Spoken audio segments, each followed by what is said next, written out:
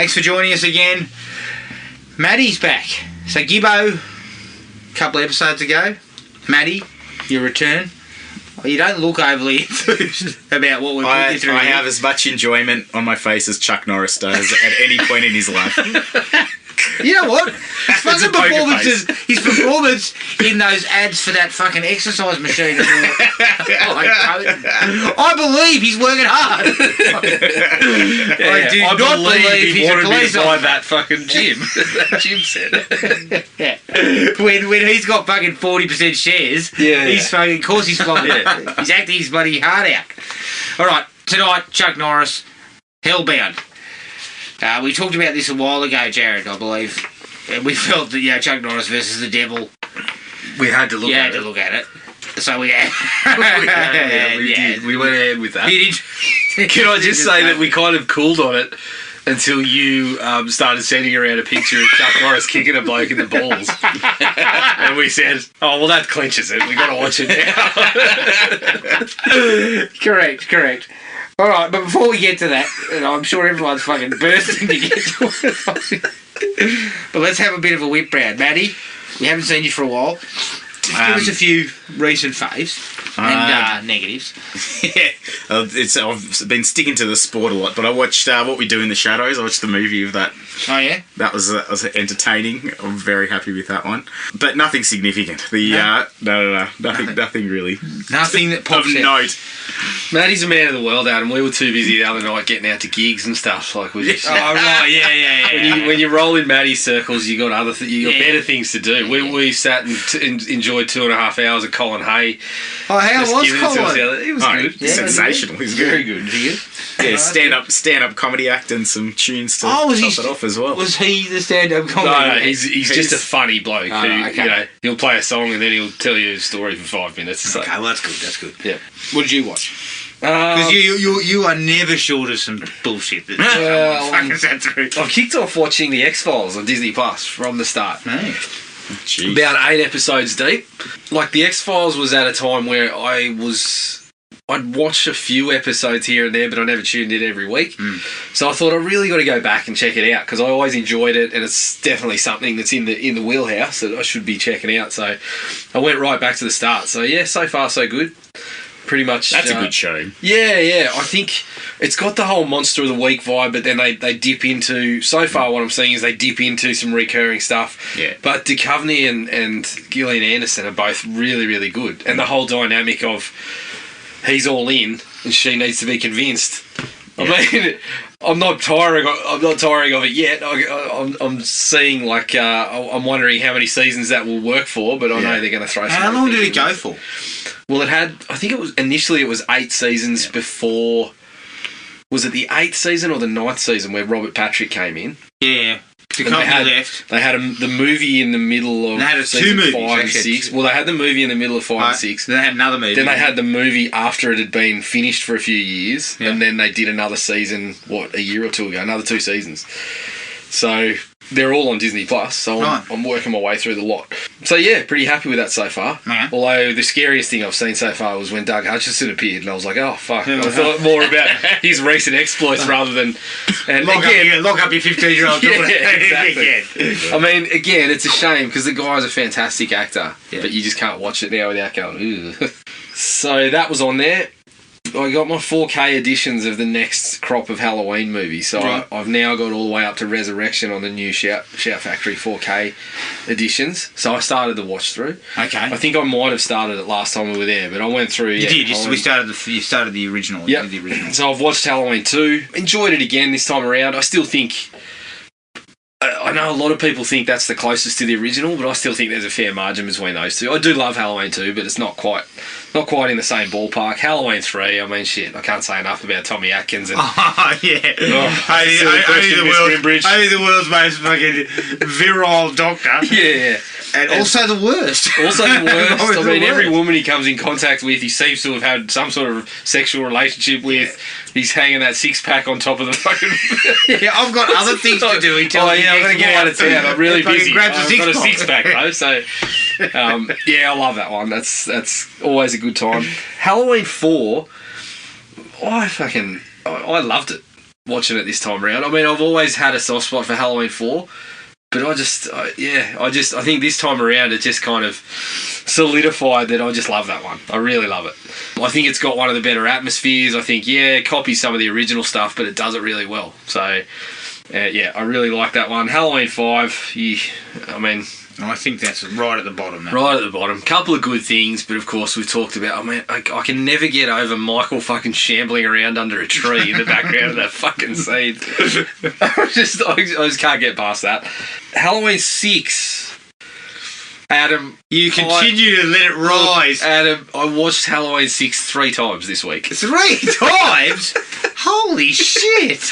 I watched the theatrical, I watched the producers, but then I started watching the producers again with the commentary from Daniel Farrens and Alan Howarth. So, I pretty much watched the 3. I mean, there was some fast forwarding on particular bits when I watched the producers cut because some of it's the same, but it's got massive problems. We all know that. But I think I really like some of the Michael stuff in that one. Really? I think Michael looks good. I know you have previously described George B. Wilbur's out of shape. He's out of shape. He's fucking out of shape, all right. But I actually think gets felt. The mask is one of the better masks from the sequels. I think some of the direction of the Michael stuff is actually pretty good in parts that I previously hadn't given it credit for. So, I like Halloween 6 as a bit of a good time now. And I mean, the theatrical and I can't really pick. I think I stick with the producers because it makes for a tighter story all round, whereas the theatrical just ditches some of the stuff, so then they end up with these plot holes and you wonder what's going on. And I've still got no fucking idea how they end up in a fucking lab with fetuses in the tanks and green goop and shit. But aside from that, you remove that aspect of it. It's not a bad take that incomprehensible nonsense out of it. She's brilliant. But then you go to the producer's cut, which is a tighter story because it fills out all those plot holes. But we have the fucking stonecutters operating under Smith's Grove. It's fucking strange. And, I know Daniel Farrens on the commentary out and out says, look, I never saw Michael as the father of the child, but when you watched it, you can't get any other idea about it. Yeah. It's fucking weird. But that was pretty fun. And the last thing actually 2 more.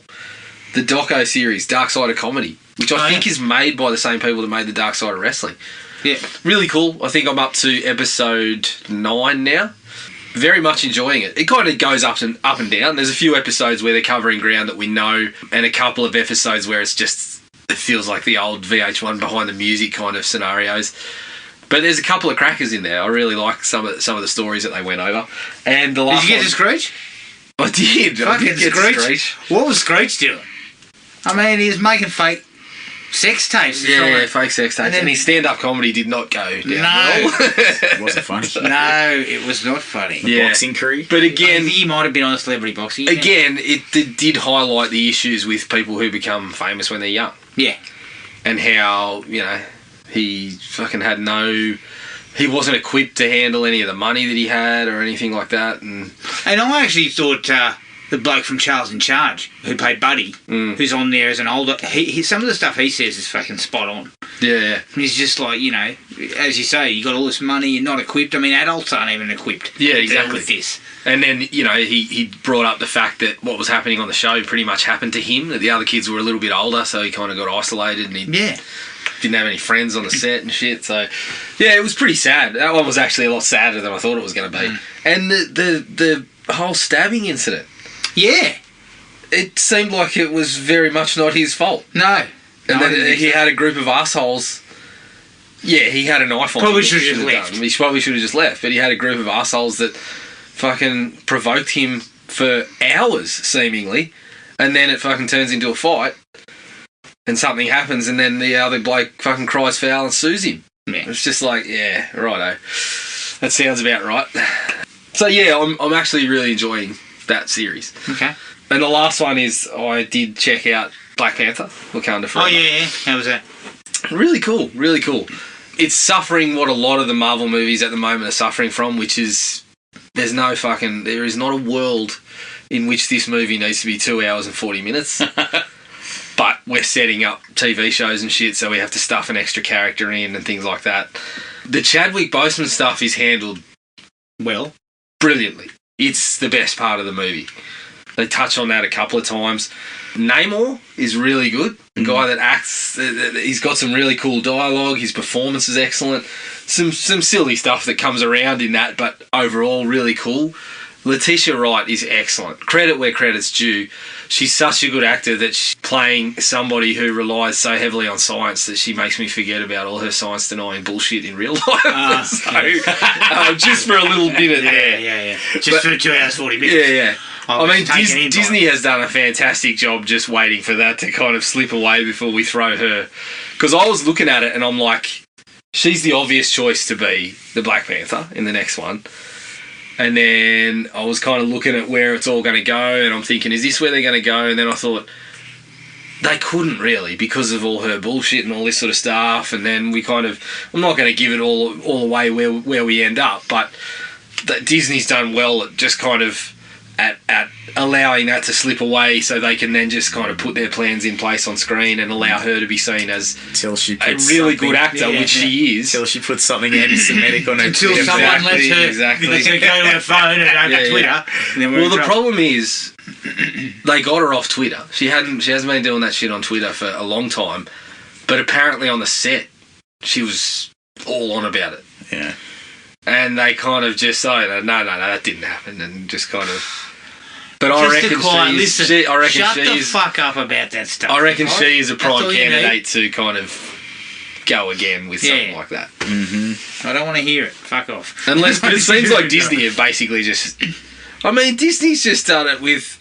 They allowed that to happen with Death on the Nile as well. Not Death on the Nile. Yeah, Death on the Nile as well. I mean, you can't let it slip away with Armie Hammer, but they wait till it kind of simmers down a little bit, then they drop it out. I mean, that came out without me even realising Russell Brand had been doing that shit too. Yeah, I know. So her and Russell Brand are in there. Armie Hammer's in there. Jesus Christ. Fucking hell.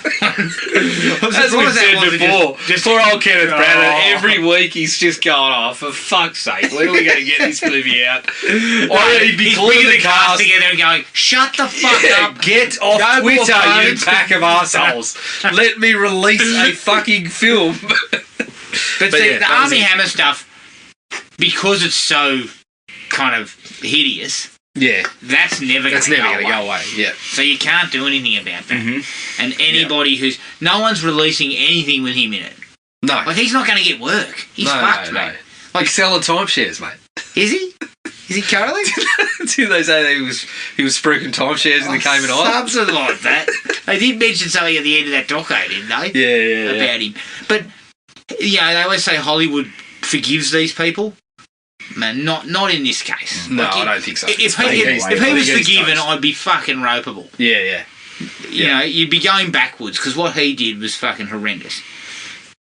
And there's no excuse for any of that shit. Yeah.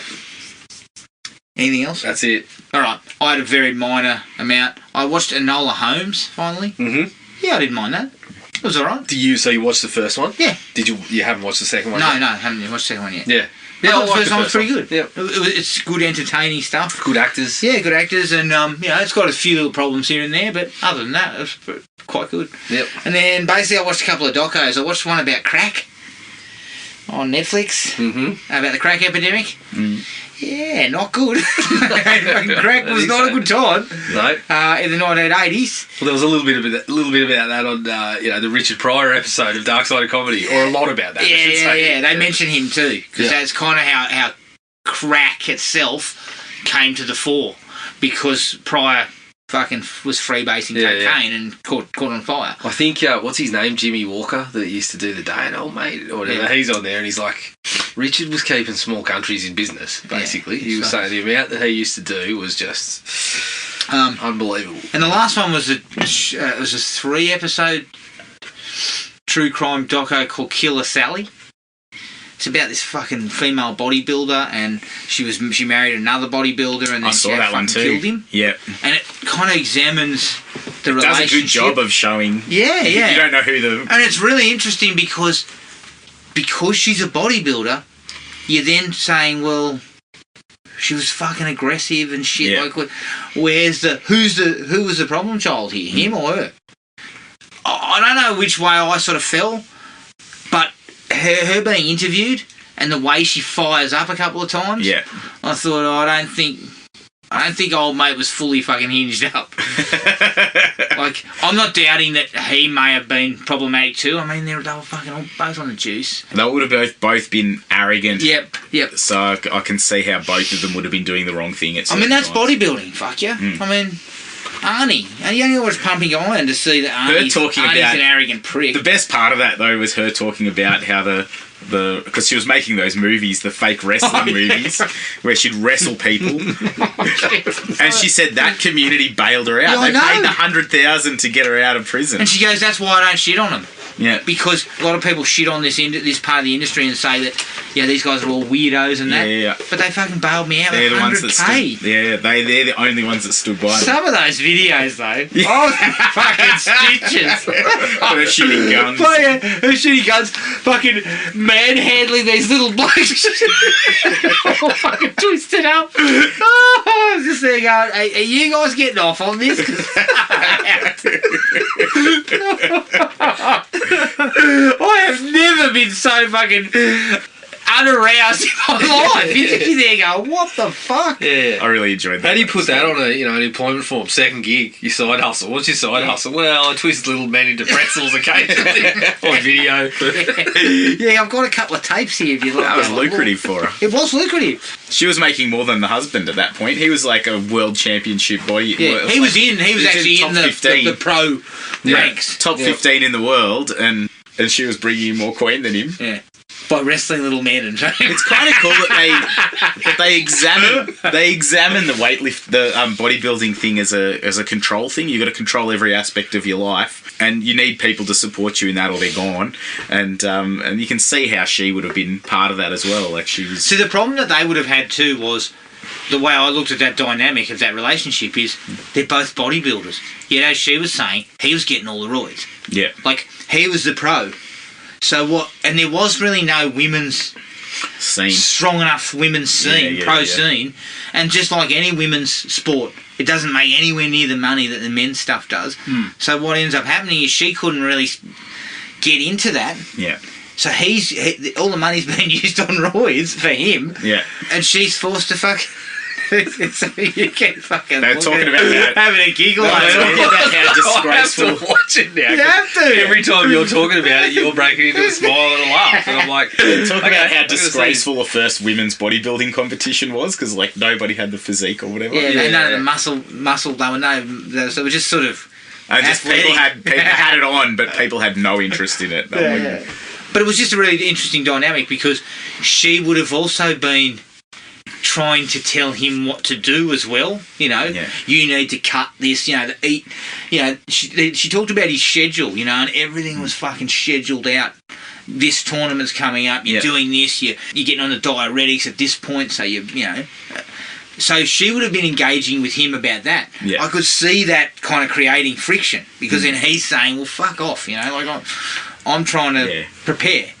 I was firmly in the camp of he was playing around and she got the shits and killed him. Definitely. Firmly in the ground of that. His fucking dick was parking in a number of garages that it shouldn't have been. And I think she killed him deliberately. Yeah. I don't think there was an incident involving violence. I mean, the prosecutor basically lays it out there that there's one way to tell that she deliberately did it. Yeah. And the way they explain it, I just sort of felt, that sounds about right. So, but it's actually quite a good doco. And that's it for me. Oh, no, sorry. I watched something today. It was called Shark Bait. It was on Binge. Yeah? Oh, shit. Deep Blue Sea 3, Shark Bait. She's definitely Deep Blue Sea 3. Right. Shark Bait, look, you know what? It was made for cheap, by the look of it. And it was stupid as. Yeah. And the acting's terrible. And the special effects for the most part are kind of piss poor. Well, not piss poor, but they're not great. It does have a couple of moments that were quite well handled. And in fact, the director keeps the shark out of it. You know, like keeps the shark off screen for as much as possible. So to avoid it looking really, really cheap. Went for 75 minutes, Jerry. Sounds like it lacked. I was straight through it. Sounds like it lacked, probably needed a scene where half a body comes motoring through on a little. On a side note, I might have dabbled in Love in the Dark. Love in the Dark. Dabbled in it. I bet you more than dabbled. You didn't dabble. I dabbled in Dr. Pimple Popper. I was eating some risotto tonight watching an episode. She was squeezing shit out of someone's Sounds back. exactly like what you want to be eating when you And I was like, Pimple Popper. I'm not hungry. what's Love in the Dark? There's a group of What, do guys they and a group fucking of girls. Fondle around and then next thing you know... No, that's what I thought it was going to be. I was hoping. But it was, they just basically, they have dates, but they're in separate rooms, but they can hear each other. Oh no, is that Love is Blind? Love is Blind. Yeah, don't worry, I've dabbled in that too. You're not alone on that one. Shit of a show. Yeah, definitely. I love the way, there was They're one shit episode people, I saw the other day where the bloke goes, our connection is deep. And I was like, you've known her for fucking 12 hours. You cannot be telling me your connection's deep. If you were one of these people that knew these guys and they're like, I've never opened up like this to anyone in my life, you'd just be like, if you were that kid's parent, you'd be like, what the fuck are you talking about? Yeah. I raised you from a child. And of course, it's always good when the bloke sits there and goes, oh, the connection's so deep, and then they turn the lights on and he goes, oh, fuck, I like redheads. That's, Yeah, they go, who? Damn, I should have gone with the other one. Oh, God, the other girl was much better. That sort of bloke. And you wonder why. No, but you know what? I totally believe it when they say, I've never opened up like that in my entire life. You know why? Because they're the most fucking narcissistic pack of motherfuckers I've ever seen. There was a dude on there, so he got into talking about his tantric sex and he wants these things. And then basically, in order to stay on the show, you have to propose to someone. Yeah. So he's proposed, and then when he's been rejected, he pulled out fake tears. Oh, yeah! So that he could make it look like he was crying. He gets the fucking bottle out, man, but he goes, oh, my eyes are sore. And you hear the producer going, well, you can put that stuff in if you want. He puts it in, then 2 seconds later he goes, I never cried so hard. Oh, my God. Oh, these blokes, that's what I mean. They're so narcissistic. Of course they've never opened up. Yeah. They haven't got the fucking capacity to do it. They're just assholes. It was pretty funny watching some of them get embarrassed, though. They're just like, one of the girls just ripped shreds off the guy, and I don't think he'd ever been told before. What a fucking tool. Yeah. You're a fucking boring dildo. Oh. Well, there was one episode where I don't think it wasn't a tantric sex guy. It was some other bloke who proceeded to tell us on the honeymoon, cuts, like after they finally got married, and then they go and have a sort of I guess it's a couple of days away somewhere, and we get him sitting here in his fucking robe on the bed, and he's like, yeah, we had sex. And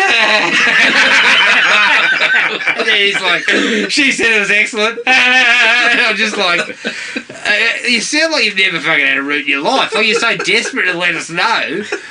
And then later on, he gets shit-faced at the gig, at a party they have, and the other girl that he'd been sort of chatting up in the pod, she comes along.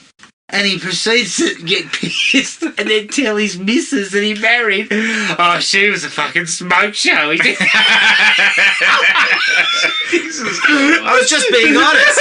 He's going, just upfront honesty. And I'm like, no, mate. No. You need to stop with your honesty right now. That girl's family was fucking crazy. Yeah. The brother wanted to fuck the sister, I swear to God. You're right. He was right into her. You want to be with my sister? Yeah. Some of that shit is just unbelievable. It's a mixture of fucking The Bachelor with all these different shows into like a dirty stew of fucking... It's just it's a bouillabaisse. You wouldn't even spit in it. Oh, God. But is that... Let's get off that. Fair enough. I feel like you two have just started a new podcast, and I'm sorry, I can't be on it. Yeah, you'll definitely be on it.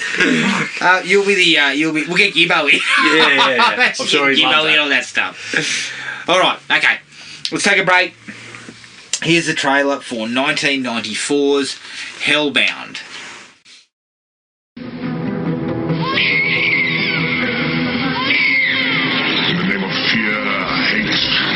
Destruction.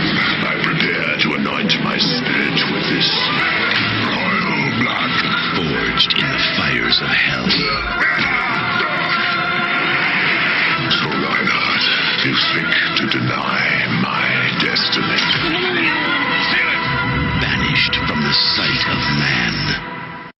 Now, he has crossed into our world to reclaim his power. I know what you are, and I know why you are here. Chuck Norris is Shatter, bound to uncover more than a secret. Wait. The man that was murdered last night on Polanski Street was a rabbi. There's 8 dead bodies in here. 8 holy men.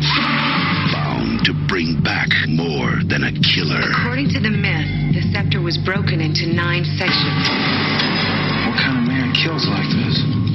We'll know soon enough. Bound to face the most terrifying enemy he has ever known. The scepter is the key to the gates of hell.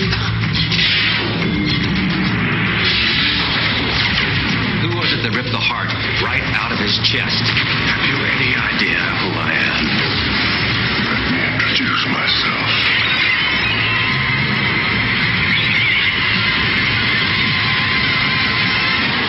Welcome to hell. Chuck Norris, Hellbound. Hellbound from 1994, directed by Aaron Norris, brother of Chuck, who directed Forest Warrior. Stay tuned, because we'll definitely be getting to Forest Warrior. Adam, can you tell me if he's directed anything that doesn't involve Chuck Norris? I don't believe he has. So I haven't got his full resume, but I'm pretty sure the majority of it. I believe he started in the stunt game slightly before Chuck became an actor, but then they quickly intertwined their careers, which... No, slightly before Chuck became a guy who walked in front of cameras. Yeah, sorry. Yeah, right. I was a fucking actor. I misspoke.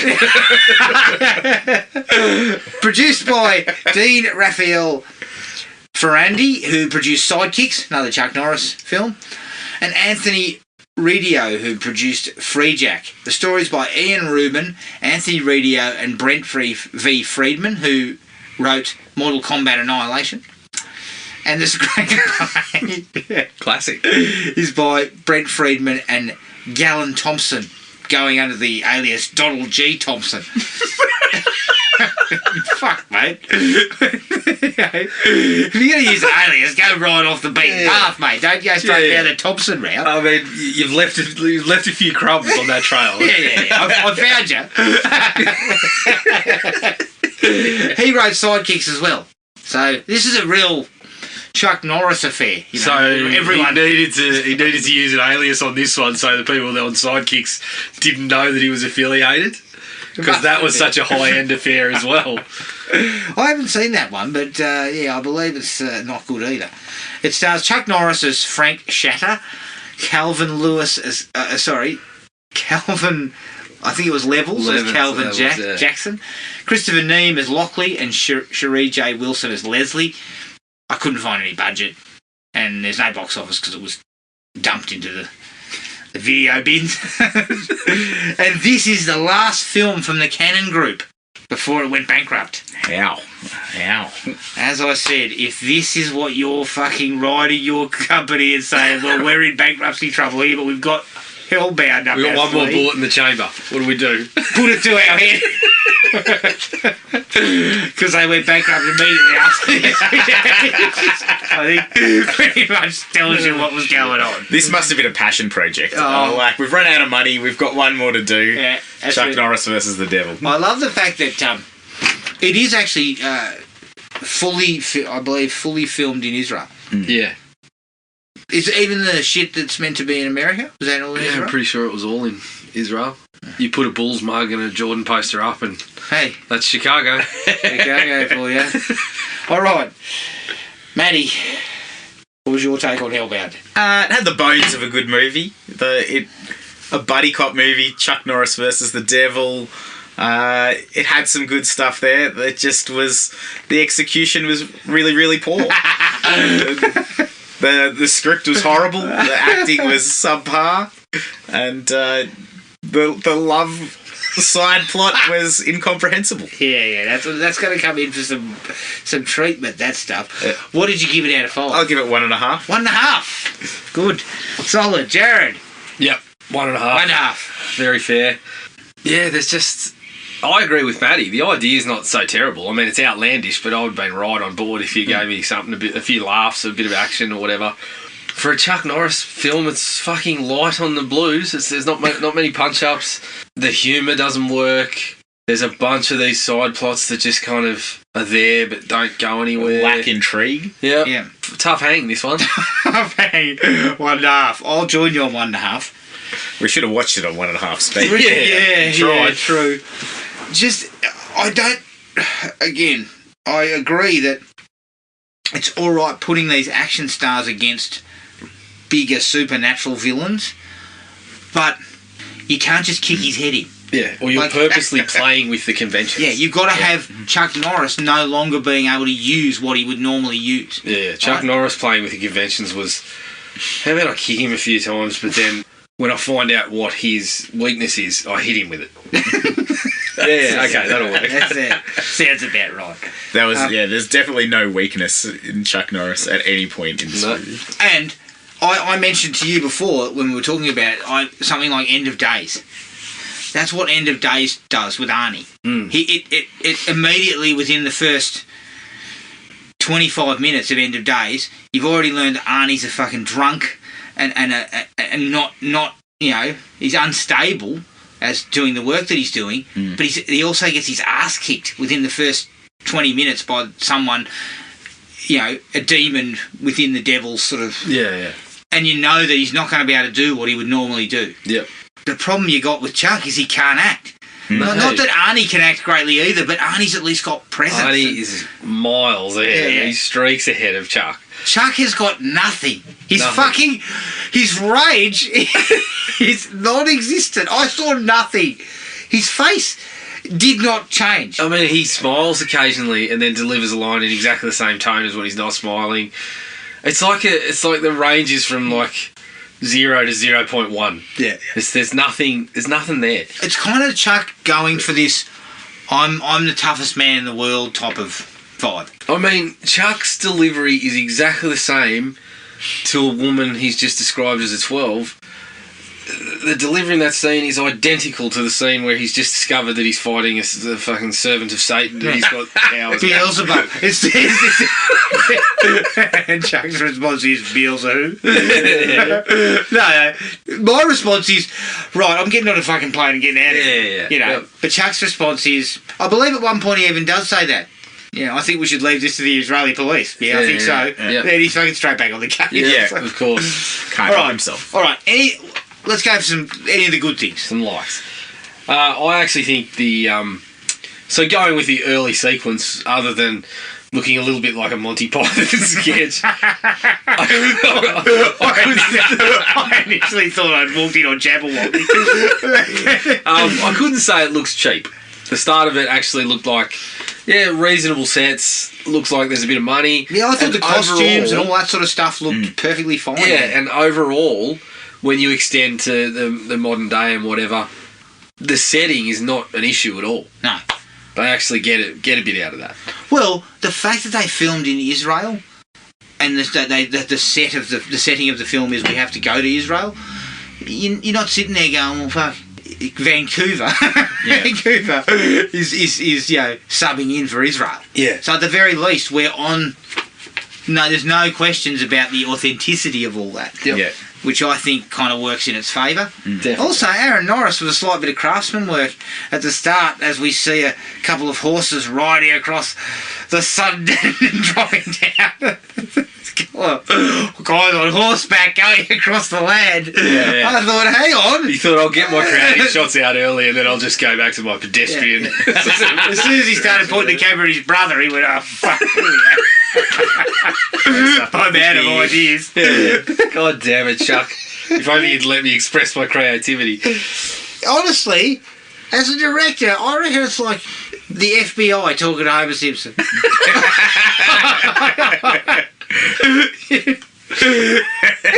Hello, Mr. Thompson. I think that's what it'd be like working with him. Yep, I think you're right. Oh, shit. That's a perfect analogy. Step on your foot 3 times. I think he's talking to you.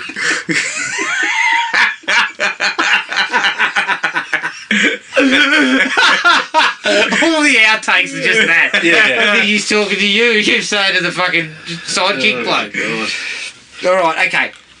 I did like Demon putting his hand through the guy's guts when they robbed the grave. Yep, I thought that was good. I thought we were actually going to get a little bit of horror tinged work in here when that happened. We did get some piss poor effects though. Yeah. Jump into some. There's one in the early stage when the knights are fighting and the fucking guy's face falls off. Just looks like a bad case of acne. My favourite part in that scene, just to go back to it, he's like, they can't get to me, the gates are down, and then a couple of arrows just go straight through his car. Solid doors down. I was like, is this who we're dealing with? Yeah, it may be the 11th century or whatever, but fucking crossbows were still in play, mate. Your scouts didn't do a real good job. That seems to be a large part of their arsenal there. I actually like the fact that when Chuck first comes into contact with the demon, he gets towelled up. Yep. He gets thrown around. It's quickly established that this guy is far stronger and far more powerful than Chuck would be. Yeah. So at the very least, we're trying to set, and I think he even says it to him, doesn't he? Something along the lines of, this bloke just kicks your ass even though you've shot him directly in the chest. Yeah. And then old mate goes, he had a bulletproof vest on. I don't know about you, but even shot fucking once in with a bulletproof vest, you're going down. Point blank. Yeah. It doesn't. It would take all the breath out of you. It's not Captain America's shield. It's like it still knocks you off your feet and stuff. It just saves you from being killed by the bullet. But I did like that because at least we were trying to say that Chuck's up against something that he can't deal with. Yeah, we'll get to it later that turned out to not be the case. Yeah. This should be in the dislikes, but it was in my likes just before that. When they're shaking down that drug dealer, the pimp or whatever, and then he gets into the little chat, which is so. Speaking of pedestrian, the dialogue between come hit me or whatever. The fact that Chuck hits him and fucking launches him over the hood of a car, it's just ridiculous. It just made me laugh. The lunacy of it all. He raises the pimp off the ground with a kick to the nuts. Yeah, I know. Yep. But I also love the fact that Chuck can stand there and get hit in the face. Like right in the fucking chops. Yeah. And then just nothing happened. I mean, Chuck, at least your wig's going to be sort of pushed slightly off centre. Yeah. Your wig's going to be over a bit, mate. You're going to need to fucking straighten that thing up. I'm still on it. This did not convince me that he wasn't never wearing a should have got a beard comb out. Yeah. Put everything back in place. Yeah. You've loosened a few hairs. He'd also added to it. Yeah. There was a rug on top, but then we had it was extensions because he was fucking. It was Boulay. He was Boulay in 1994 or 92. I think it was filmed. Yep. No one had a mullet in 92, mate. No. Come on. There's a few issues like that for Chuck, but we'll keep them up the sleeve. Again, Aaron Norris. He's never going. As I said, he's never going to become a craftsman. But the scene when Chuck walks into his hotel room and it's dark, and he just sort of walks in, opens the door, keeps walking, and then the lightning flashes and there's one of these fucking minions right behind where the door is and attacks him. Nice shot. And I thought that fight was kind of where the only time the film really gets the pulse racing. But there was a bit of a problem with that too. I'm sure there was, but Yeah. but you know what I mean. Like there's lightning going off. It's not really that easy to see what's happening. But there's punches and kicks flying, and it's the first time Chuck's kind of unloaded his feet into the action. So I felt that kind of scene was all right. Yeah. Oh, I'm putting it out there. I don't know how I missed it, but when he kind of going into the spoilers, very brief spoilers, because it's not much of a spoiler if you're paying any sort of attention. But when Brosatanos is revealed to be Lockley, I kind of sat there for a second. I went, oh. It's like, I think my senses have been so dulled that I wasn't expecting them to fucking throw something like that at me, and I was like, oh. Did you pep up for a minute after that? Like, I pepped up for about 10 seconds, and then I went, oh. No, we're back to back. And Loxley is fucking cracking one of the worst hairdos ever. It's a skullet. But she's a bald on. She's a skullet. Yeah, she's a full bald skullet. He's committed to that for centuries. Yeah, and never pull it back when your bald spot, when your fucking hairline starts in the middle of your head. Like, bring it forward, like do something with it. Yeah. You've had 400 years to figure it out. That's what I liked about the Kurgan in Highlander. The Kurgan has to adapt his look a little bit, gets with the times. The personality has to change. If I'm going to be someone who's very powerful and sticks out that way, might as well look like a biker. Yes. This guy, no adaptation, hasn't adapted his personality, hasn't built any charisma. He's just a dickhead to everyone. That's his that's his personality type to make sure that people don't get too close to him. Hasn't figured out that when you look at people, don't try to make your eyebrows touch the fucking your hairline, basically. If you're in Antiquities and you want to schmooze with the billionaires that could potentially get the artifacts that you want, non-violently, tell a joke if you want. Yeah. Tell a joke. Act like the expert. Be the expert. That's great. But stop acting like a dickhead to everyone if you want to get in. Can I ask, how did he become? Has he just been, when he got released, did he just become Well, he's Locksley? been hanging around since 1951 with nothing to do, so... He had 30 years so I to get thought on it. Antiquities deal was where we go. Yeah. Stole some money, went to university. He's obviously just gone into the avenue to find his little fucking scepter. He'd know all the answers. He'd be like, except he'd write the wrong things on the test. He'd be sitting there saying, this is what happened. And then if he got like a 54% on his essay, he'd be blowing up. He'd be going, you have no fucking idea about I was there. I literally wrote an essay on myself. This is an autobiographical piece of assessment. Do not tell me he had a full head of hair. You're fucking looking at him, and he doesn't have a full head of hair. And then when he can't get what he wants, he starts going, talking in his face. Yeah. Disappears and reappears So he seems in the mark book and changes the grades. He seems to have been somewhat depowered. Like, he still seems to have powers, but he's kind of been... He doesn't have his full range. So, I mean, I want to see... There's a 10-episode TV series in the Adventures from 1951 to 1994 about the times he's absolutely seething about something, but he can't really... It's him going through university. If he was played by Matt Berry, that's what I want to watch. Exactly. That would be magic. You just wrote the pilot. This is just... This has legs. I think we'd have to buy the rights off Chuck. But I suggest they be going for a song. $50. I'll give you $50. I'll buy that stupid fucking machine. Buy a gym, and I'll give you the rights. Just buy. I've got a couple left in the garage. Take one off your hands, and you can have the rights to the film. I'll get an ab roller as well. Yeah, I'll throw it a free ab in the back of your car, mate. And look at this! I just happen to have found a box of action jeans in your size. Package deal, $50. Look, I'll take all that. But you can fucking stick the bloody exercise machine up your ass. Because I've got one of those ones you hang on your door. I don't need your shit. Right, you got anything else? Because I had nothing. Things really fell away. I'll tell you, the other time I perked up was when the partner says to him, why don't you just cut my nuts off with a dumbass butter knife? And I thought at that point I was thinking exactly the same shit. Yeah. Cut my fucking nuts off while you're at it. We've got about half an hour to go, and I think I would prefer you did that and let me leave. Yeah.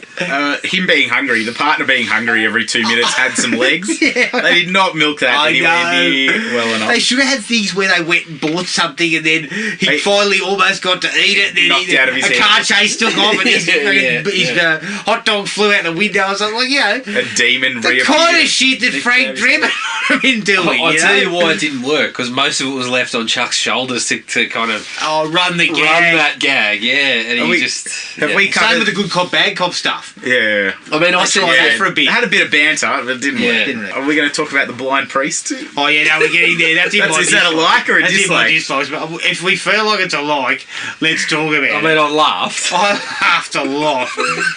I mean, they come across that blind priest.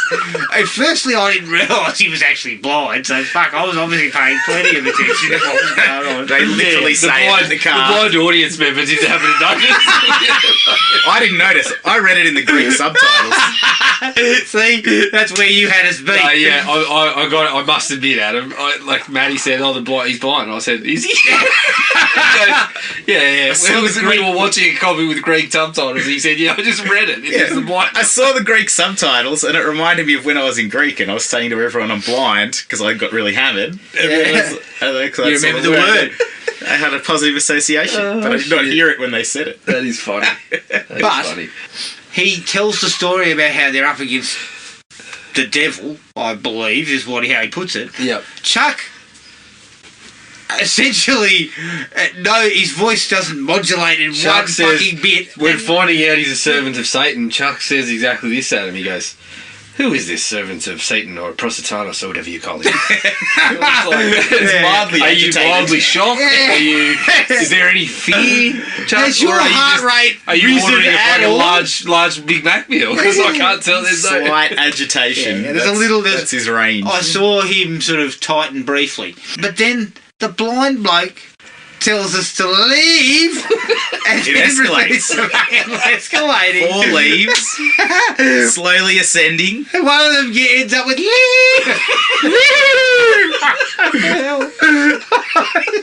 That guy hasn't seen people in 20 years. Aaron Norris, you're supposed to direct this bloke. Yeah. You cut some of those Well, leaves it out. sounded like he had just had his nuts removed with a dull butter knife. Leave! Shit. As I said, it made me remember Pieces fondly. I still haven't got on that. You got to get on the list. You got to It's get on on the that. list. Yeah, the bastard scene is 10. Because at least she pauses dramatically and then goes, bastard, one more time. Just to fucking really ram it home. You are an absolute bastard. This guy, you see, to me, you start low down and then like high up in the register, then come down when you want him to leave. Because then it's getting more and more sort of aggressive. Serious, yeah. Fucking hell. I can tell you though, if I'd have been standing next to him while he was launching that last one, I would have fucking left. No, you wouldn't have to ask me twice. We happy we got no more likes? Yeah. We're considering that one a like. Okay, dislikes. I mean, although I said that when you're putting a supernatural sort of horror film out and you're going against type, you need to play with the conventions of what Chuck Norris is. So you take away the fighting. Yeah. But on the opposite hand, the movie's so fucking boring. Yeah. There needed to be more of him putting foot to face. The problem is, Adam, we got the sense very early on that they weren't going to do that. So at that point, you're saying, well, where the fuck is the fighting? Yeah. And there was very little of that either. Yeah. To me, that's the reason. And I know it's 1994 and Chuck's going for something different, but Chuck was a Spuds and Burger guy. So you do play straight down the line. Yeah, but you could so easily put it in. They're in a foreign land.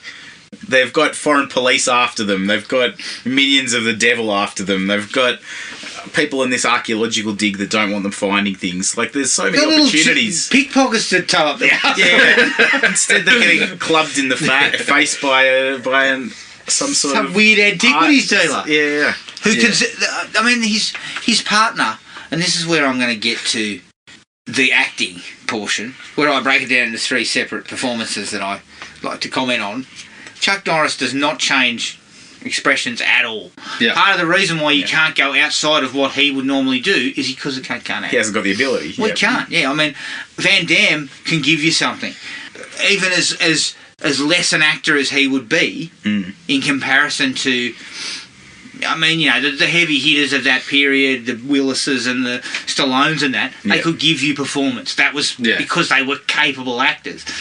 You get lower down, this is where I look at this movie and I say, well, we can't go outside the formula. I mean, we can't. We've got to just keep kicking people's asses every 10 minutes. Exactly. Yeah. I mean, there's 2 levels of dislike here, Adam.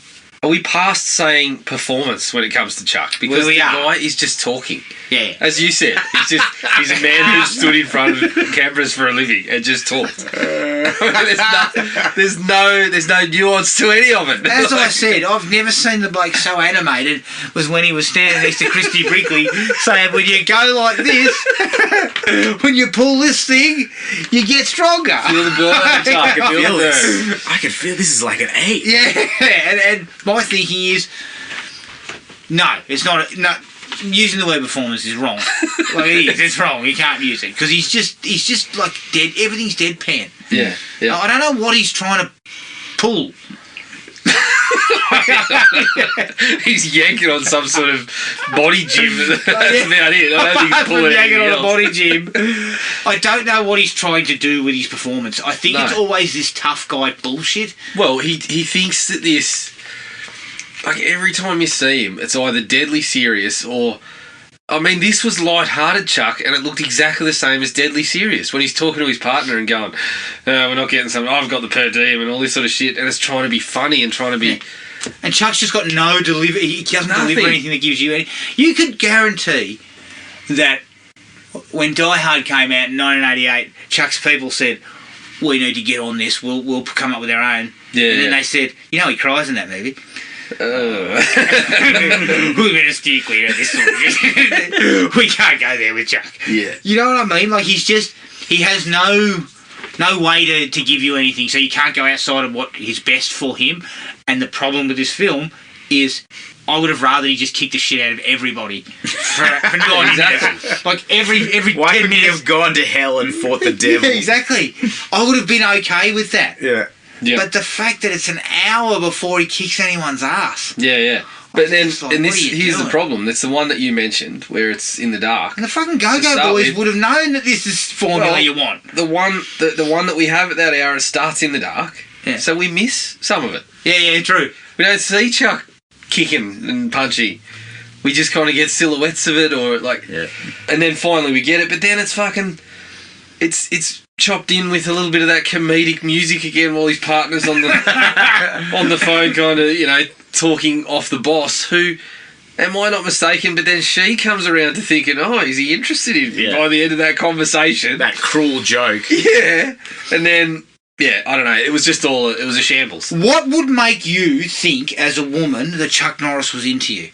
When his face fucking never registers anything other than straight? Yeah. Did you see his nose twitch or something? Yeah. Like, was there a... Right, okay, so he got a boner. You saw his boner. Is that it? His boner would physically lift up while they were talking. His boner goes fuck. Rips through his pants. Yeah. It just goes...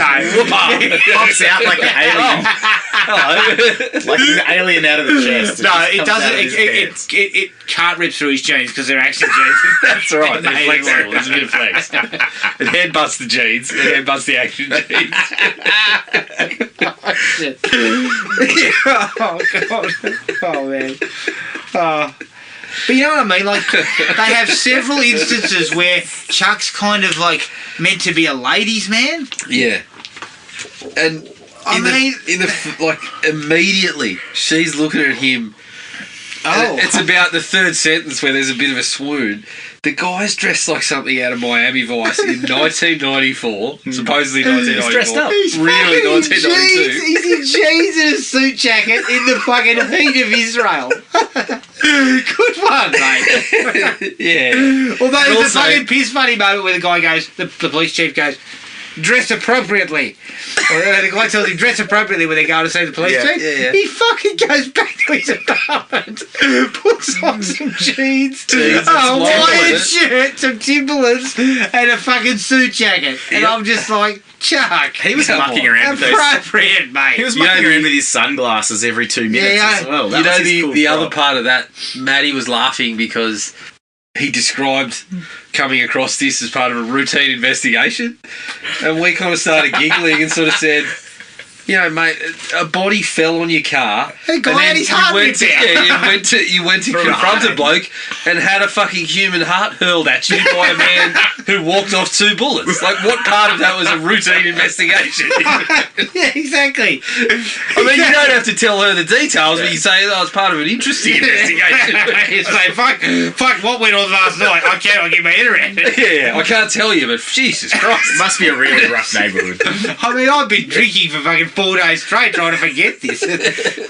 Imagine him going home to his wife. What happened today? And kicked a pimp in the dick. Someone flung a heart at me from across a dark room. And look, Chuck's got no fucking funny bone. No. I think it's been fucking removed or something. But coming back to it, the second performance for me to look at, the partner. Yep. Look, he is at least trying. He's and as working. far as performances go, he's not a bad actor. No. He is just given fuck all to Bad do. lines. And he can't strike. When you're rubbing 2 sticks together, you know, you need them both to work to strike sparks. Put it this way, when you got the stick, you're rubbing it back and forth, and there's no spark, what do? You fucking keep rubbing, you rub it harder. That's what he's doing, the whole movie. What you do is you get another stick. You pull out a flamethrower. You say, you're fucking surplus, mate, get off. It's like those dry reads in the auditions. Somebody's got the script in front of them. They just literally say the lines, and he's got to come up with all the emotions. And and he goes too far. Because he's trying too hard. He's trying to do something with whatever they're giving him. And there is a very stereotypical element of the role for the black guy at that time. Which is really out of place. It's pretty, it's pretty poor when you think about it. But I mean, he's the worst part of it for me is he's the worst cop I've ever seen in my life. He doesn't seem to be able to do anything. He does is want to eat and bitch and moan about being there. But he can't find any food. He gets his pocket picked a couple of times. Are you a detective? He gets knocked out. He gets knocked out. He gets by someone he knows who's following him, and he knows it's him. Yep. It's just, I don't know. It's a pretty bad role. His performance is passable, but just given nothing, and the whole buddy cop type of element they're trying to go for, it doesn't work because of Norris. Yeah. No, fuck no. And I mean, we spoke about this. If you put this in Lethal Weapon, you get Danny Glover and Mel Gibson at that time. Well, you put them in this movie. No, fuck. You don't put them in this movie, but you put this situation together where those two are there, and Mel Gibson's running with I've got the per diem, and not giving Danny Glover anything, and Danny Glover's telling him I'm fucking hungry, and all this sort of stuff. They make it work. Make a wife Chuck, joke in there. He cannot make it work. He can't make it work. When he takes the money, there's no comedic, there's no line, and so you look at him and go, you're just being a dick. You're not. Whereas if it's Gibson and Glover, it's funny. There's some sharp dialogue back and forth. There's banter between them. There's some, Roger, you're wearing a girdle, you're not allowed to eat, or so, like this. And I said to Matty, there's one part where Norris gets the money back from the kid. Yeah. And there's kind of this recognition that, you've got the money. I'm like, that's the perfect time to hand all the money to the kid and say, I'll give you that if you take us to where we just said we were looking for. Yeah. And the other bloke gets incredulous. That's my moment. They can't even do that. They just fucking let that opportunity slide. I mean, the script Chuck would have stuffed it up. Yeah. They probably tried it. Yeah, the script, again, stamping on his fucking toe constantly. Chuck, hand the child the money. Yeah. But you know what I mean? Like, the script is garbage. Yeah. But you know what? You could have given Chuck Norris Lethal Weapon, and he would have fucked it up. That's what I'm talking about. Lethal Weapon's fucking excellently written script. in the hands of Chuck Norris. And it's a mess. You may as well rip it up. yeah. Do you know what I mean? So this is why Chuck never ascended. So this is the question: could Danny Glover and Mel Gibson have saved this? Well, the answer is yes. They would have made it watchable. Yeah, I would have watched it because those two would have they would have improvised and shit. Yeah. So yeah. Chuck, I would guarantee, I would bet my left testicle that Chuck doesn't improvise. It's just been removed with a dull button. He does, Yeah, exactly. He does improvise, but the only things he has is yes, no. Yeah. Or What do you mean, that guy? or something like that. Do you know what I mean? Terrible. Yeah. Those two would have improvised. Yeah. And it would have turned it into something slightly better. Yeah, it wouldn't have been great. It feels like the bones, like I said at the beginning, it feels like the bones of a good movie, but with Gibson and no Glover one at the to do helm. anything with it. Gibson and Glover, 2.5. Yeah, it's got Gibson and absolutely. Glover in it, Minimum. it's got 2.5. Minimum. But with Norris, it's shit. And the poor guy in the secondary role, surely after a couple of days in Israel, I'm going, oh, fuck. What am I in for? You know, like I realise I'm not getting anything out of this because my partner in crime is just hopeless. Also, Matty pointed out a couple of times whenever he's pissing and moaning about the AC, he seems to be wearing a jacket. Take that off for starters, you idiot. Take it off. Israel's warm, isn't it? Because jeans is not the way to go in Israel. No. They're dressed the same way for Chicago. That they were. It's fucking unbelievable. You guys didn't even pack the conditions, you dickhead. Like, tied up in all that, it's just, in general, Chuck's strike rate for quips and attempted and quips landed is fucking agonisingly low. It's terrible. I don't even think any of them land in this one. There's not a good... Yeah. Another analogy. Fucking Chuck's like a number 11 batsman fishing outside to a fast bowler and not hitting fucking anything. You know, he's just his one-liners have no width. No pep. I've got The closest bit to emotion we get is when he says, I'm the sergeant. Yeah. It's like, why do you think I have you here? That's as close as we get to any sort of... Because I'm a sergeant and you're not. I mean, I'll give you another analogy, Adam. Last night I was watching a basketball game where there was one bloke who was shooting like an absolute... He's a shooter, but he was shooting like an absolute busted ass. He was 1 for 12 at one point, but he kept pulling up off the dribble and jacking him up. The commentators were just like, I mean, Jesus, you got to go somewhere else when this is going on. And one of them actually said... Well, if you're not going somewhere else, that's when the coach says, yeah, come and sit next to me. And that's what Aaron Norris should have done. Chuck, stop. We just heard back from Charles Bronson's people. He's available. Fucking sit this one out. I'd like to see this with Charles. Imagine with Bronson. Give me Ponzi. Give me Ponzi at least. I mean, Norris is bad. Bronson was bad too, but Bronson at least there was some emotion. Bronson started as an actor. He wasn't a tough guy. Well, he was always. He started as a fucking roughneck or something, didn't We can remake this. he? Don't you worry, mate. I tell you right He now. can give us an fuck. Yeah. Yeah, remade with Robert Bronzy in the top role. I'm pretty sure when a body falls on the bonnet of your car and Chuck Norris gives you a shit, I think Bronzy could give it to you with a little more pepper. No, I don't know. I really don't know. But then again, that was a routine night for Chuck, so maybe that's why he was so blasé about that body landing on his body. I've fucking seen prostitutes thrown out of my car many times. Her performance is fucking horrendous, the prostitute. Yes. Yep. Christ. Bad acting, bad dialogue. She says something along the lines of, what was it? She Give me said, another 50. Don't you know it's the playhouse? you know the playoffs? Then she goes, shit. She's trying to drum up more business. Fuck me in the shower for another $50. Yeah. Oh, Like you got that guy anyway. and then the third performance is Pasatano. Yeah. Talk about going over the top. Yeah. What did you think about the face change? Yeah. He'd go in the shadow for a second and come out. He's like the demon version. And his constant sort of maniacal laughing that was happening. It always had the distorted effect on it. Stop it! It sounded like a Candyman. And he would stop. He'd stop and then go. Stop doing it.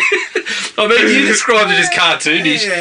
That's charitable. Yeah, I know. I loved it too when he rips the bloke's heart out and it's clear it's like a fucking toy or something. Like it throws it at No blood. No blood at all. It's got the pipe singing. Very plastic. Yeah. Jesus Christ. Yeah. You blokes, spend a bit of money for fuck's That's as close to it. That's like the banter. Oh, have some heart. Yeah, oh no. You got no heart. Here, you have one. Here. Well, I've got questions in the Chuck Scott. The way he acts. Yeah. Are we sure he's not a fucking robot or something? I think he might be. He escaped from fucking Westworld. Animatronic. They developed the technology but didn't tell us because he was making so much money. Yeah, Cannon Fields were like, shit, should we tell someone this guy's a robot? No, let's not bother. The funny thing too, Adam, I mean, I have to laugh that Chuck Norris's net worth these days is $80 million. That probably all came from Cannon trying to save their studio. Throwing cash at the man. Well, he would have been during that heady period of, Stallone getting $12 million for Over the Top. Yeah. Money was getting chucked around all over the joint, and Chuck would have been on the receiving end of some of that cash because somehow he was supposedly a star. Fuck, I don't know how. The stuff at the start goes on for far too long. 15 minutes before we even see Chuck.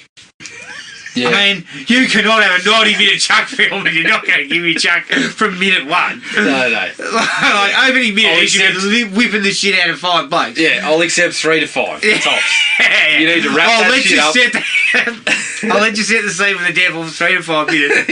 I want Chuck Norris kicking the Jesus out of half a dozen blokes. Yeah. I mean, if I don't have Chuck kicking the devil in the balls by minute 5, there's trouble. I'm genuinely upset that he didn't fight the devil. Yeah. Well, Positanos was the devil's minion. Minion, yeah. Right. He does still kick the shit out of one of the devil's minions. Yes. Yeah. The fight between the demons and the knights at the start. Yep. That horrible punching sound. when they get a baseball bat and hit a lettuce. Yeah, it's like, oh no, you've come up with that. But on top of all that, the choreography's rubbish, the effects are rubbish. Was there anything you liked about it other than and then the main demons there going, I was just like, oh man, this whole thing's gone bad. Yep. Like, they'd opened well with locations and quality costumes and all that stuff. Yep. I mean, even the big sandstone cross looked actually real. It didn't look like a piece of styrofoam that's just going to fall out. So I was happy with all that. Then you have a fight that just doesn't cut it. That's where Aaron Norris. And then we get into the scepter. So Matty and I were talking about this. Like, the guy tells him, "Oh, that's the source of his power." And then the bloke whips out the sword and goes, "Ah!" and starts to break it. And at that point, the priest goes, "No, what are you doing?" and all this sort of stuff. We don't know why he's bothered by any of that. Yeah, it has no bearing on the film because fucking Prositanos just gets the little piece at the end and that's enough. It doesn't matter. They just glue it together. He gets the pieces glue it together, glued back together. But then they fucking walk off and leave it there. It's like, what?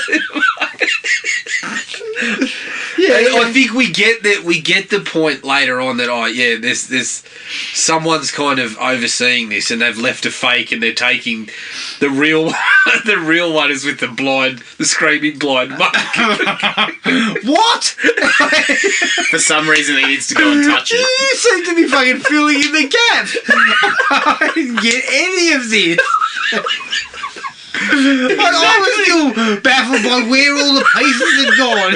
Well, they left because he killed 8 people. It had been going around the world. Going around the world killing these people. It appeared that they'd left them there, or however. But then when the guy happened, dug into the hole, he opened up the. it wasn't there. They were still there, wouldn't they? Would have been there, wouldn't they? Well, that's what I thought, but then and they opened the thing, there. and old mate Positanos bursts out and kills him. Yeah, so all they needed to do was say, "Fucking take these and scatter them around fucking 8 different continents or 8 different countries." Sorry, and send 6 of them to Chicago.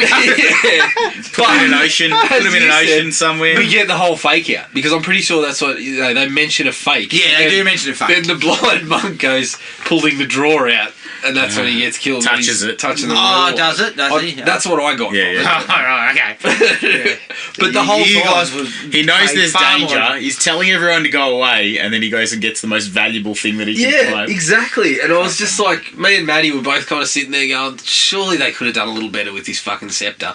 And how about laying a fucking slab of concrete over that fucking tomb? How funny though when they break into the tomb in when was it? When did they first break into? 51, yeah. Was it 51 when they opened up the? I believe it was 51 where They stole those the two guys things. Yeah. jumped in there. Okay, when they open up that tomb, we get like the thin hole and ground. we get the shaft of light and everything. It's all dark and dingy in there. And then when they go to Israel University or whatever to go to Professor Loxley's thing, they open his room and fuck, it looks like the inside of that tomb. There's just one shaft of light over the top of a table, and that's it. So Everything else is dark. This is where my pilot starts, when he crawls out of the tomb and realises, I don't have all my powers. Oh, fuck, I have to go to university. And then we get the Saved by the Bell, the Prositanos. When I wake up in the morning, stuff for that shit. Even Screech together. Yeah, even Screech, yeah. And he keeps, it's kind of like Psycho Goreman in comedy, where Screech sort of says to him, we should hang out together. I'll rip your fucking head off. He just laughs. I will rip your heart out and squeeze it. And Screech is like, oh, Positano. This is writing itself. I mean, we Let's get down to the peach pit. We need to pitch this straight to Matt Berry and get the okay right now. Yeah, let's go down to the peach pit. Let's stop fucking arguing. Look. Have you thought about a haircut? Fuck. Yeah. Prositanos, detention. Fuck you, Mr. Belding. Useless cockroaches. I love the fact that the rabbi's name was Mordecai Schindler. The name generator was definitely out on Oh, shit. God's sake. Oh, Jesus. We could do a little better than that, I think. Yeah. I also can't get past the fucking music, the comedic music that was going on the drive from the police station to the airport to the police station, where, as Matty said, there's more pretty terrible attempts at comedy. But then we get this comedic music, and I did perk up at one point again, Adam, where we seem to be building up these Naked Gun style sequences where they're driving past a bloke who's leaning over to pick something up, and I'm like, are they going to clip him and send him flying? We're going to get a car, clip this poor bastard on the date, and he's going to go flying. You know what? Chuck would be good at that sort of shit. That deadpan delivery. Yeah, just when don't tell him you do it. happening.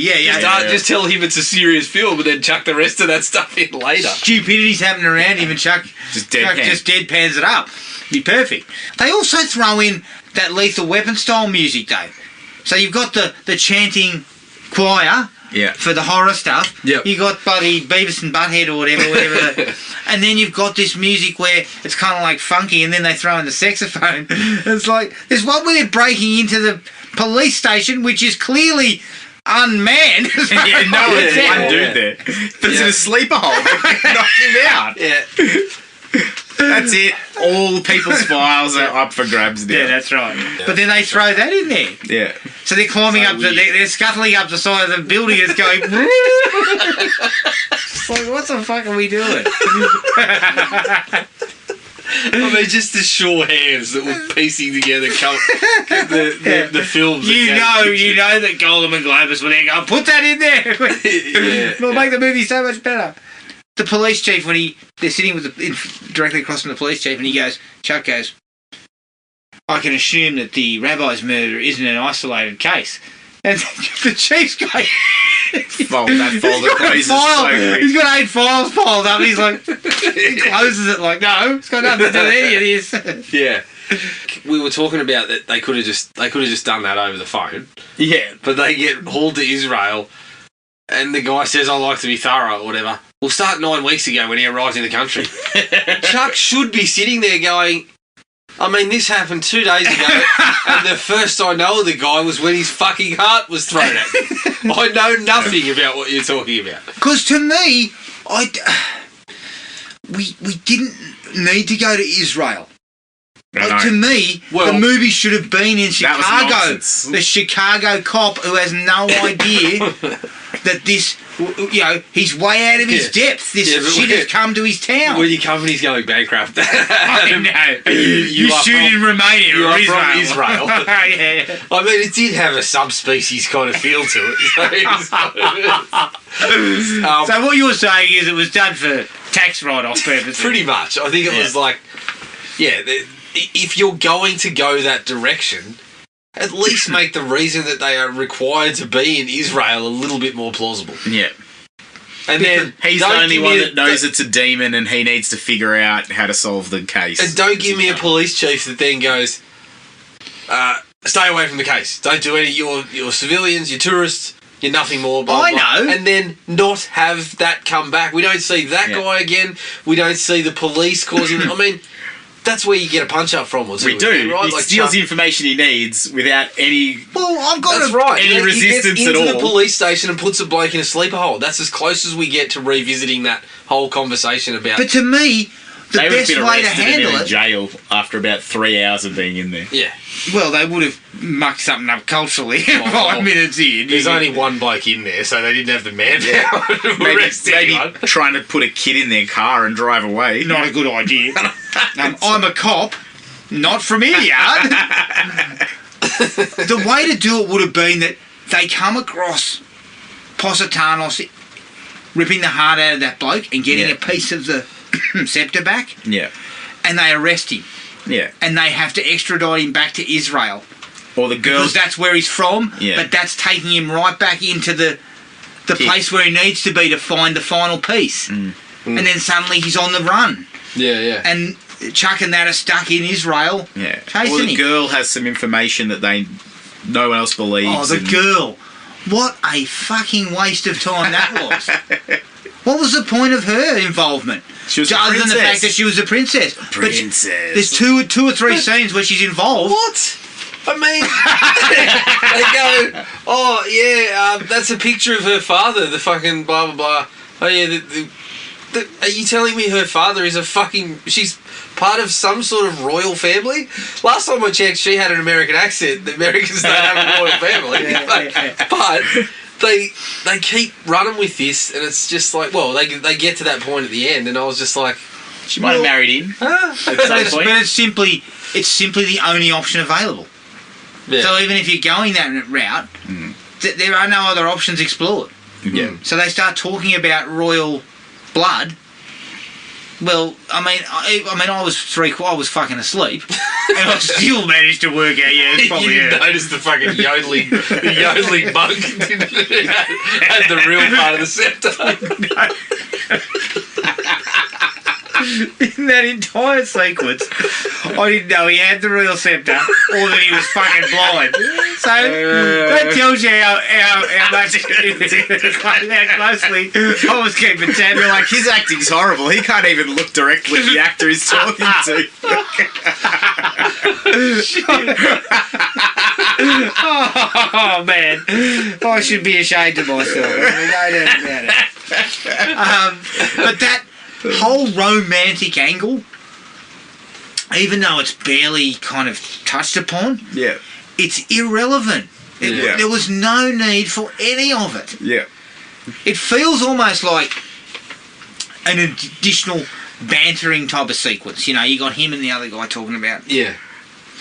That dated horribly, by the way. What do you rank her out of 10? Don't say a 12. Oh, man. That dated so badly.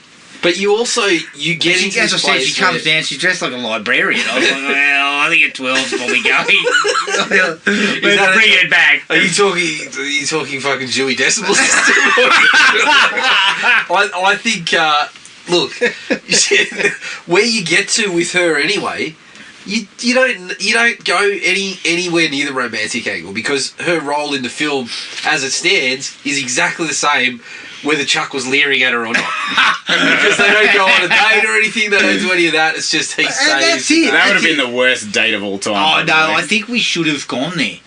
Like I to be reckon- part of the teleseries. Yeah, that's the spin-off. It's Chuck's dating. What's the show called? Is it called Prositata? They could have a speed dating where Chuck and Prositatis are there. And the girls are telling them about and Chuck's going, well, I'm a Chicago police officer, and I do this, that, and the other. And Prositatis is going, I destroy worlds.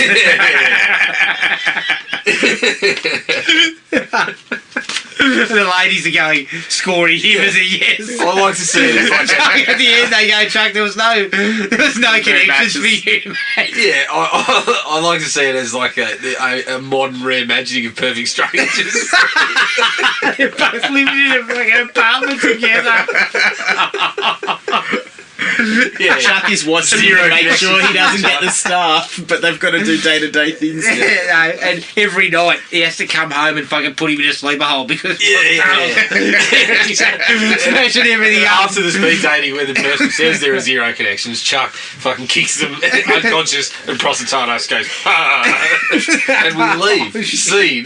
Chuck is having a date in the apartment, and Prositatis is turning up naked behind her, just appearing and then disappearing. Every time she looks, he disappears. Or he appears behind Chuck and then he just disappears again. Oh, this has got fucking sitcom written all over it. Come on, if Perfect Strangers could get 7 seasons, I mean, this is definitely far more Odd Couple for me. But as far as that emotional, that romantic angle, you do not put him in that position because he can't do it. Yeah, no, he can't do it. So if you want to create some kind of romance, and I think that's probably why it's only fleeting, is because Chuck can't do it. He's got no capability. Yeah, you're right. So why would you put him in that position? Yep. I had nothing else other than the fact that I find it highly amusing that to defeat one of Satan's minions, you just kick him in the head a few times. Yeah. I find that rather strange. But also, I think the last dislike, again, it was pretty damn funny, but it has to be Prositatis dying, doesn't it? Oh, yeah. Where he takes a moment to realise he's dying and then kind of looks and kind of goes, again, just a shade over the top. Yeah. Just a touch. But the thing is, he was doing Chuck's performance as well. I think Yeah. He was just kind of trying to get in on anything. Yeah. Anything else? No, that was the last one. We've torn this one to shreds. That was Hellbound.